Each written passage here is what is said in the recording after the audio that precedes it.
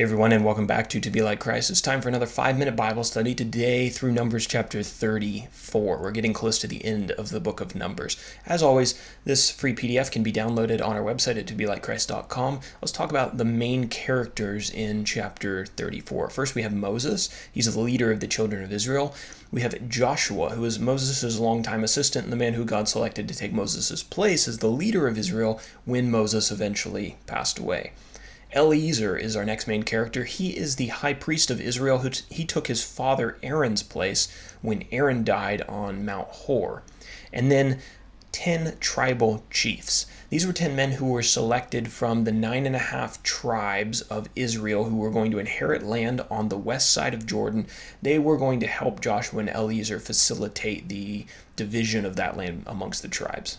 Our timeline really hasn't changed very much. We're still in approximately 1450 BC. The Israelites have just finished 40 years of wandering in the wilderness, and they're just about to go into the land of Canaan and conquer it. And that leads us to our map. In order to get into the land of Canaan, the Israelites had to cross the Jordan River, but they weren't there yet. The Israelites were still camped on the east side of Jordan, across from the city of Jericho and the city of Jerusalem, and they were on the plains of Moab, we're told in chapter 31 and chapter 35. The plains of Moab were kind of just to the northwest of Pisgah, which you can see on the map. All right, now jump over to our outline section. We've got 2 sections in this chapter. The first 15 verses talk about the borders of Canaan.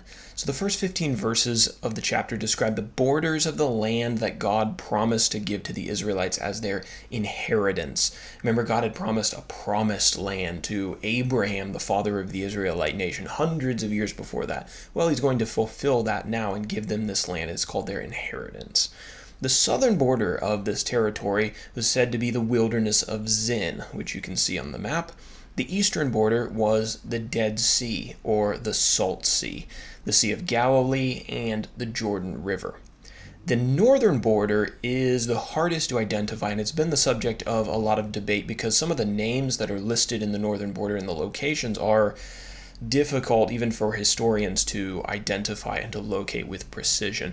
So it extended from the Mediterranean Sea on the west side to a place called Mount Hor. But what's interesting is this is not the same Mount Hor that Aaron died on. This is a different Mount Hor, but where exactly that Mount Hor was, difficult to locate. Then the northern border stretched from this Mount Hor to a place called Lebo Hamath and terminated at a place called Hazar Enan. So if anyone's ever done any detailed research into that, I spent a good bit of time doing some research into it, but I barely cracked the surface, so I'd be interested in your insights if you have any more. The western border is the easiest to identify. It's the Mediterranean Sea. You really couldn't go too much further past the coast. So the land within these borders was to be divided up between the remaining 9.5 tribes of the Israelites, because you remember back in chapter 32, 2.5 tribes had already received their portion of land on the east side of Jordan. That was the tribe of Gad, Reuben, and the half-tribe of Manasseh. The land on the west side of Jordan was going to be divided up between the remaining 9.5 tribes. Verses 16 through 29 then tell us about some men who were selected to oversee the division of the land of Canaan. So God selected Joshua and Eliezer to be the main guys who oversaw the division of the land. To assist them, there were 10 men chosen, one from each of the 9.5 tribes. And the names of these 10 men are listed in verses 19 through 28 if you want to read them. So I don't have an application section for this chapter because I wanted to give you kind of an idea of where this border was and the approximate border of the land of Canaan. Now, as I mentioned, this is definitely an approximate, and there's a lot of debate specifically about where that northern border should fall. A lot of historians placed it, I think the most popular view was the one that I have here outlined on the map, but even I thought, wow, that's a really...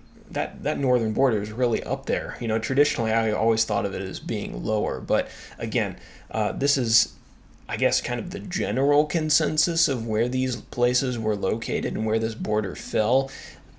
Definitely more research that you can do on this, and I'd be interested to see your findings. So that's what I've got for you today. That is Numbers chapter 34, and we'll move on to second to last chapter of Numbers, Lord willing, tomorrow for the next video.